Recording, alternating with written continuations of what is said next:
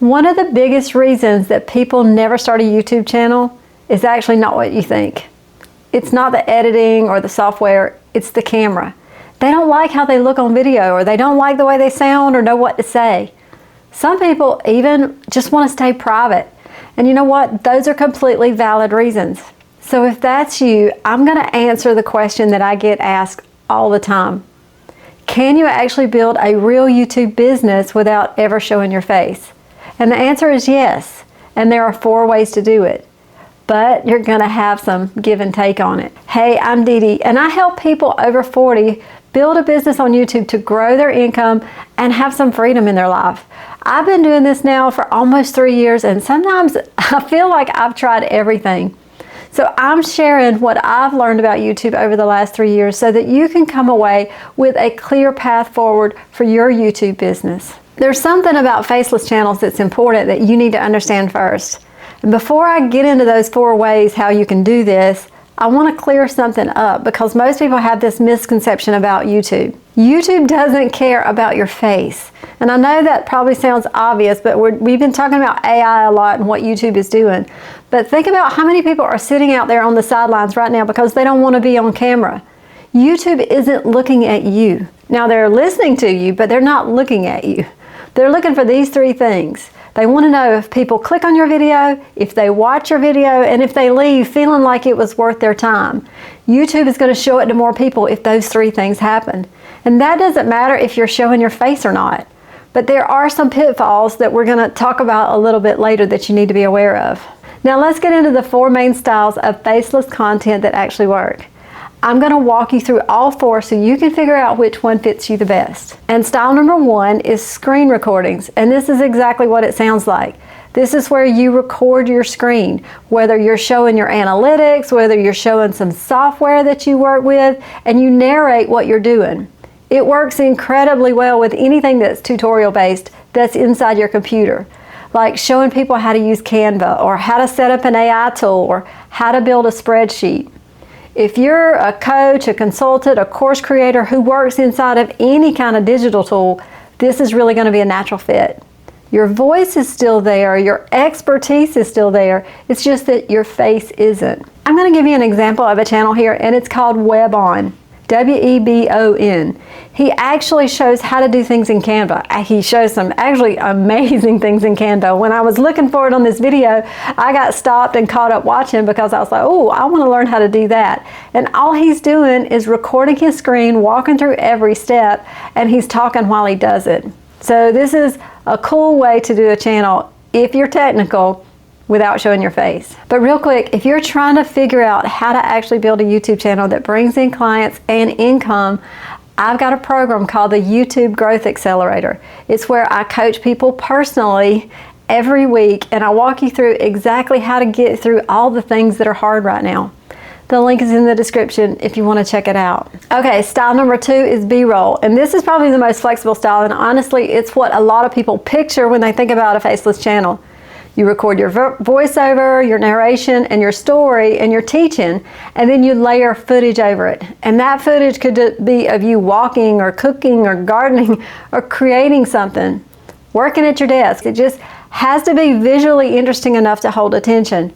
And a lot of lifestyle and business channels use this format to grow really well. And the way I would do this is I would line out what I want to shoot, what I'm going to be recording.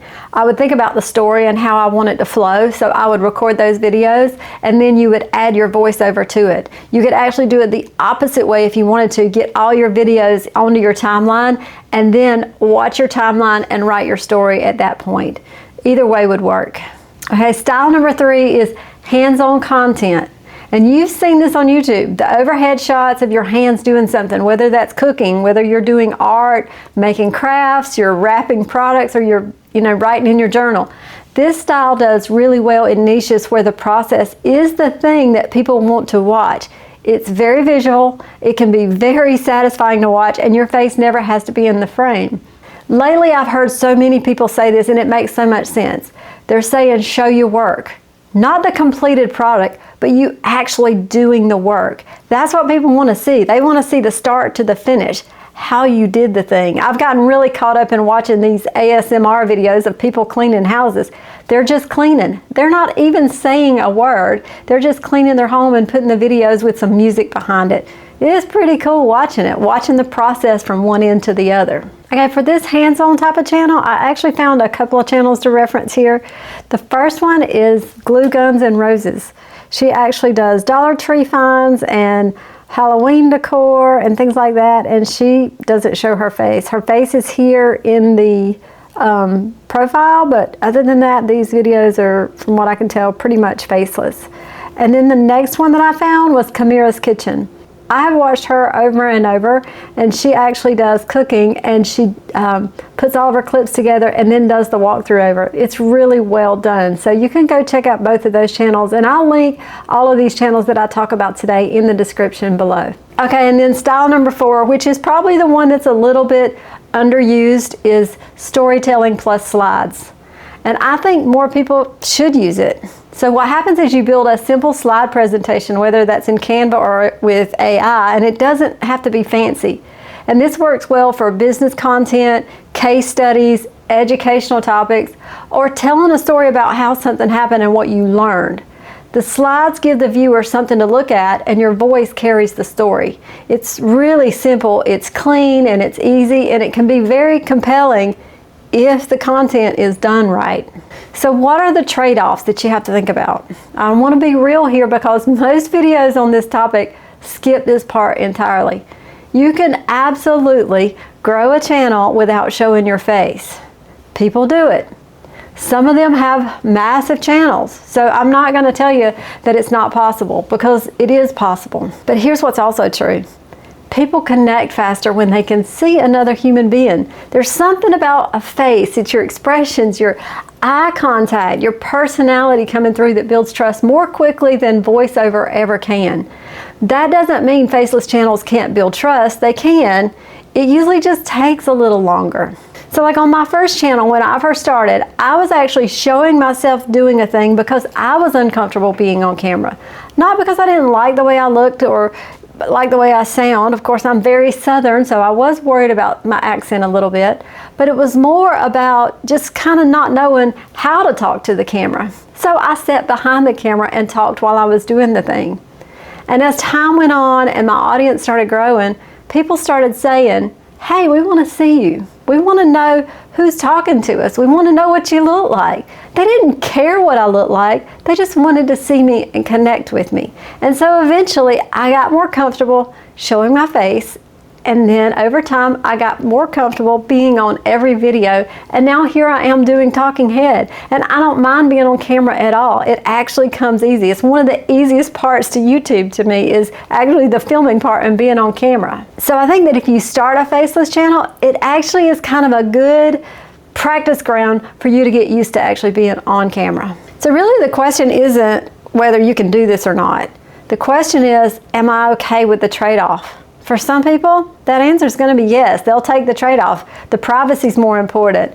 Their confidence is more important. Their comfort level. Building a channel at all, even slower, is better than not building it because of camera fear or insecurity. And that's completely valid, and it's okay. But here's what I tell somebody that came to me and said, hey, Dee Dee, I want to start a YouTube channel, but I really don't want to be on camera. And I'm going to say, do it anyway. Start anyway. It's going to be great practice, and you might find that it's actually a lot of fun. And if the camera is that thing that's standing between you and starting, remove the camera. Do the voiceover. Do the screen recordings, the B-roll. Build the habit up of showing up consistently and creating content, because the more you get out there, the more comfortable you're going to get with the whole process. Because here's what I've seen happen. A lot of people that start with a faceless channel and they stick to it for a few months, they eventually get curious about the camera, and that fear starts shrinking just a little bit. And then one day they try it. Not everybody's going to try it, but a lot of people do. So I'm not telling you that you have to show your face eventually. I'm telling you that don't let the camera be the reason that you never start. Start where you're comfortable. Grow from there. The channel you build matters a whole lot more than whether or not your face is in it. But you're beautiful. Everybody wants to see your face. And if you want to learn how to be more comfortable with the camera, you can watch this video next. It goes really well with what we just talked about. It's how to be more comfortable on camera, and it involves a lot of practice. So get out there, get started, and I'll see you on the next one. Bye.